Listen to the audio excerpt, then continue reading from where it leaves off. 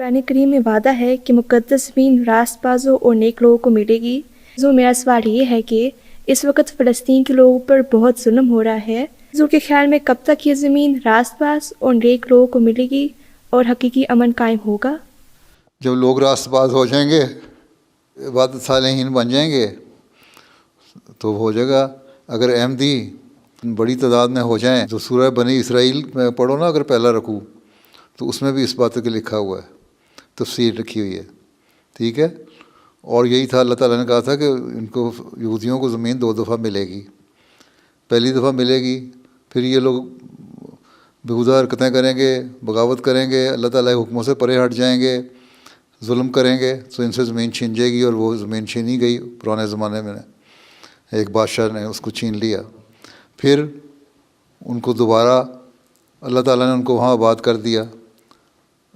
دوبارہ آباد اس طرح کر دیا کہ یہودیوں کو اس طرح نہیں ملی، لیکن رومن امپائر کے ذریعے سے وہاں مل گئی۔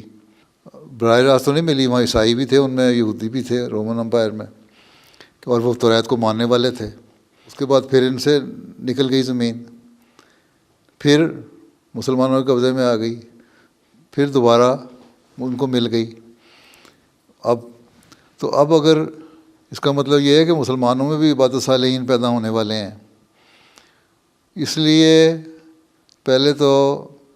ہمیں اپنے آپ کو اللہ تعالیٰ کے ایسا بندے بنانا چاہیے جو اللہ تعالیٰ کی نظر میں صالحین ہو۔ اپنے آپ خود نہ ہم سمجھیں گے ہم تقویٰ پہ چلنے والے ہیں، بہت نیک ہیں، ہم نے لا الہ الا اللہ محمد رسول اللہ پڑھ لیا تو ہمارا حق بن گیا کہ اب ہر چیز جو اللہ تعالیٰ نے کہا ہمیں ملے۔ اللہ تعالیٰ کے وعدے ہمارے سے بھی اس وقت ہیں جب تک ہم نیک عمل کریں گے، اللہ تعالیٰ کے حق ادا کریں گے، اللہ تعالیٰ کے بندوں کے حق ادا کریں گے، اور جو اس کے حکم ہے اس کے اوپر عمل کرنے کی کوشش کریں گے۔ تو اس زمانے میں حضرت مسیح علیہ السلام کو اللہ تعالیٰ نے اس لیے بھیجا تھا کہ وہ اسلام کی تعلیم جو حضرت صلی اللہ علیہ وسلم لائے تھے اس کو یہ مسلمان بھول بیٹھے ہیں اور اس پہ عمل نہیں کر رہے، اس کو صحیح طرح لوگوں کے سامنے پیش کیا جائے اور ان کو بتایا جائے کہ تم لوگ اسلام کی صحیح تعلیم پہ عمل کرو اور ایک جماعت قائم کرو، کہ حضرت مسیح علیہ السلام کے ذریعے سے اللہ تعالیٰ نے، اور اس کی پیش گوئی قرآن شریف میں بھی فرما دی سورہ جمعہ میں، اور حضرت صلی اللہ علیہ وسلم کے ذریعے سے حدیث میں بھی فرما دی مسیح اور مہدی کے زمانے کے آنے کی۔ اب اگر دوبارہ حکومت ملی اور وہ ظلم کر رہے ہیں تو یہ تو ٹھیک ہے، وعدہ ہے اللہ تعالیٰ کہ ان سے حکومت چھن جائے گی، کب یہ اللہ تعالیٰ بہتر جانتا ہے، اور کب عبادت صالحین پیدا ہوں گے، اور عبادت صالحین ہم میں سے جب ہوں گے تو ہمیں وہ ملے گی۔ اور عبادت صالحین کا مطلب یہ ہے کہ ان دعائیں کرنے والے اور نیک عمل کرنے والے لوگ ہوں گے، تلواروں کے ذریعے سے نہیں ملے گی۔ حضرت مسیح علیہ السلام کے آنے کے بعد آپ نے جنگ اور جدال جو ہے وہ آپ نے حضرت صلی اللہ علیہ وسلم کی پیش گوئی کے مطابق، حدیث کے مطابق بند کر دی۔ اس کا مطلب ہے کہ ہم لوگوں کو دعاؤں کی طرف زیادہ توجہ دینی چاہیے۔ ہم دعا کریں گے، اپنے عمل نیک کریں گے، اللہ تعالیٰ کا حق ادا کریں گے، اس کے بندوں کا حق ادا کریں گے، تو پھر ان ظالموں سے بھی ہمیں نجات مل جائے گی۔ تو فلسطینیوں کو بھی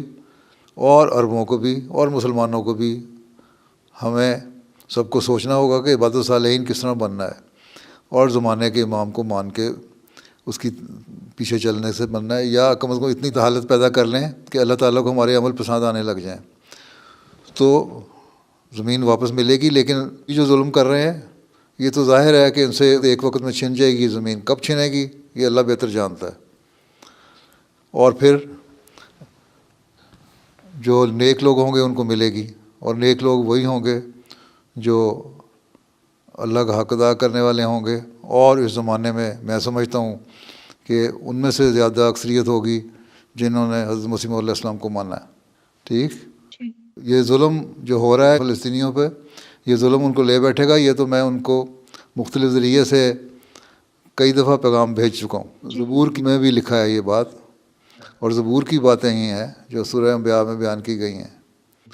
اور اس کی تفسیر اگر پڑھنی ہے تو میں اردو پڑھنی آتی ہے، تفسیر کبیر میں پڑھ لو، سورہ انبیاء میں بھی، اور بنی اسرائیل کا جو پہلا رکوع ہے اس میں 2 آیتیں ہیں، وہ اس میں تفصیل سے تمہیں پتہ لگ جائے گا، اور اس میں بائبل کے حوالے بھی تمہیں مل جائیں گے کہ بائبل نے کیا کہا تھا یہودیوں کو، ہیں؟ ٹھیک ہے، جی کیونکہ اس وقت تو وقت نہیں، جزاک لمبا بیان ہے وہ، اور دونوں حصے پڑھ لینا، سورہ بنی اسرائیل کا پہلا رکوع اور سورہ انبیاء کا یہ، اور اتفاق سے دونوں آیتیں جو ہیں اس کی 2 آیتیں اور اس میں ایک آیت، ان کی تفسیر حضرت مسلم موعود نے بڑی اچھی کی ہوئی ہے، بلکہ لجنہ کو چاہیے اس کی نکال کے آیتیں، بلکہ جماعتی طور پہ بھی ان دونوں آیتوں کا، بنی اسرائیل کی اور سورہ انبیاء کی آیت جو ہے تفسیر نکال کے تو چاہیے کہ تقسیم کریں لوگوں میں۔ آج کل کے حالات کے مطابق بڑی کنٹمپریری ہے یہ، انگلش اردو میں دونوں میں مل جائے گی۔